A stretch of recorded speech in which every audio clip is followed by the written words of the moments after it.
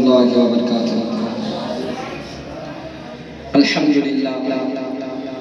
لله وحده وكفى وسلام على عباده الذين اصطفى. أما بعد فأعوذ بالله من الشيطان الرجيم. بسم الله الرحمن الرحيم. والعصر إن الإنسان لفي خسر إلا الذين آمنوا وعملوا الصالحات وتواصوا بالحق وتواصوا بالصبر. وقال النبي صلى الله عليه وسلم: من قرأ القرآن فاستظهره فحل حلاله وحرم حرامه وأدخله الله الجنة وشفعه في 10 من أهل بيته كلهم قد وجبت له النار. প্যারা হাজিরিন, আপনাদের সম্মুখে কোরআনুল কারীম থেকে ছোট্ট একটি সূরা সূরাতুল আসর এবং বিশ্বনবীর অসংখ্য হাদিস থেকে একটি ছোট্ট হাদিস উপস্থাপন করেছি। আজকের মূল আলোচ্য বিষয় হলো পৃথিবীর শুরু থেকে নিয়ে শেষ পর্যন্ত মানুষের ভিতরে দুটি ভাগে বিভক্ত। সর্বসময়ে শুরু থেকে নিয়ে আদম শফিউল্লাহ থেকে নিয়ে মুহাম্মদ রাসূলুল্লাহ সাল্লাল্লাহু আলাইহি ওয়াসাল্লাম পর্যন্ত, সেখান থেকে নিয়ে এখনো পর্যন্ত মানুষ দুটি ভাগে বিভক্ত। একটা হলো হক, একটা হলো বাতিল, সত্য আর মিথ্যার পার্থক্য। সত্য আর মিথ্যার পার্থক্য। সবসময় এক ধরনের মানুষ, তারা সত্যের খোঁজে থাকে। ঠিক প্রতিটি যুগে আল্লাহ পাক রব্বুল আলামিন এই সত্যের সন্ধানের জন্য একটি করে গাইড নাযিল করেছিলেন। তার ভিতরে 4টি শ্রেষ্ঠ কিতাব আমরা জানি: তাওরাত, জবুর, ইনজিল এবং কুরআন। তাওরাত, জবুর, ইনজিল সেগুলো বিকৃত হয়ে গিয়েছে, কিন্তু আল্লাহ পাক রব্বুল আলামিন তিনি নিজেই কোরআনুল কারীমের দায়িত্ব নিয়েছেন। তাদের কোনো বিকৃতি নেই। অক্ষর অক্ষরে সত্য, শব্দে শব্দে সত্য, আয়াত আয়াতে সত্য। আর কিয়ামত পর্যন্ত তা কেউ বিকৃত করতে পারবে না।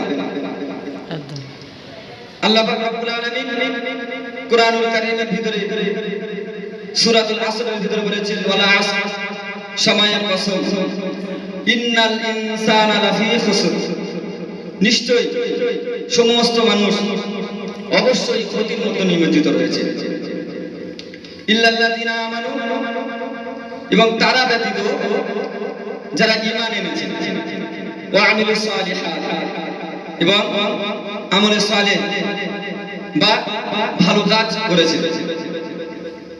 ওয়া তাওয়াসাউ বিল হক, এবং সত্যের উপদেশ দিয়েছে, ওয়া তাওয়াসাউ বিস সাবর, এবং ধৈর্য ধারণ করেছে।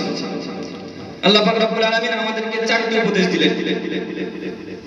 তো কোরআনুল কারীমকে আমরা যত জানবো, আমরা যত শিখবো, আমরা যত গবেষণা করব, তত আমরা আলোর পথ দেখতে পাবো। যেমন অরিজিনাল সোনাকে যদি চিনতে গেলে যেমন গোষ্ঠী পাথরের প্রয়োজন হয়, তেমন সত্যকে চিনতে গেলে, বাতিলকে আলাদা করতে গেলে, মিথ্যাকে আলাদা করতে গেলে, সত্যকে চিনতে গেলে কোরআনুল কারীমের প্রয়োজন আছে। এই শুধু কোরআনুল কারীম আমাদেরকে বুঝতে হবে এবং শুধু পড়তে হবে তা নয়, বুঝতে হবে এবং বুঝে ওইগুলোকে আমল করতে হবে। বিশ্বনবী মুহাম্মদ রাসূলুল্লাহ সাল্লাল্লাহু আলাইহি ওয়াসাল্লাম তার পাক জবানে জানিয়েছেন: মান কারাআল কুরআনা ফাস্তাযহারাহু, যে ব্যক্তি কোরআন পড়লো, কোরআন মুখস্থ করলো, অর্থাৎ কোরআনের হাফেজ হয়ে গেল, ফাহাল্লা হালালাহু, কোরআনের ভিতরে যেগুলোকে হালাল বলা হয়েছে ওইগুলোকে হালাল হিসাবে গ্রহণ করলো, ওয়া হারামা হারামাহু, এবং কোরআনের ভিতরে যেগুলোকে হারাম বলা হয়েছে ওইগুলোকে হারাম মেনে বর্জন করলো, ওয়া আদখালাহুল্লাহুল জান্নাহ, সে জান্নাতি হয়ে গেল, সে জান্নাতি প্রবেশ করে গেল। শুধু তাই নয়, বিশ্বনবী মুহাম্মদ রাসূলুল্লাহ সাল্লাল্লাহু আলাইহি ওয়াসাল্লাম আরো বলেছেন: ওয়াশাফাআহু, সে সুপারিশ করার সুযোগ পাবে, ফি 10 মিন আহলি বাইতিহি, 10 জন আহলে বাইত অর্থাৎ 10 জন আত্মীয় স্বজনকে সুপারিশ করার সুযোগ পাবে। কুল্লুহুম ক্বাদ ওয়াজাবাত লাহুন নার, যদিও তারা চিরজীবনের জন্য জাহান্নামী হয়ে থাকে। তাহলে আমাদের মর্যাদা আল্লাহ পাক কত দিয়েছে। আমরা যদি কোরআনকে সঠিকভাবে মুখস্থ করতে পারি, বুকের ভিতর ধারণ করতে পারি এবং সেইগুলোকে বুঝে হারামকে হারাম বলে বর্জন করে হালালকে হালাল বলে যদি মেনে নিতে পারি, আল্লাহ পাক রব্বুল আলামিন শুধু আমাকে জান্নাতে দেবে না, আরো আমাকে সুপারিশ করার সুযোগ দেবে। যে কঠিন মাহশারের ময়দানে সমস্ত নবী আলাইহিস সালামরা নফসি নফসি করতে থাকবে, শুধু আমাদের নবী হযরত মুহাম্মদ রাসূলুল্লাহ সাল্লাল্লাহু আলাইহি ওয়াসাল্লাম ব্যতীত। সেই দিনেও একটি হাফেজ তার আত্মীয়-স্বজনদের জন্য সুপারিশ করার সুযোগ পাবে। তাহলে আল্লাহ পাক আমাদেরকে এই কোরআন বোঝা এবং বেশি বেশি করে পড়ার এবং আলো দিশা দেখার তৌফিক দান করুন। সকলে বলি আল্লাহুম্মা আমিন। ওয়া আখিরু দাওয়ানা আলহামদুলিল্লাহি রাব্বিল আলামিন। আসসালামু আলাইকুম।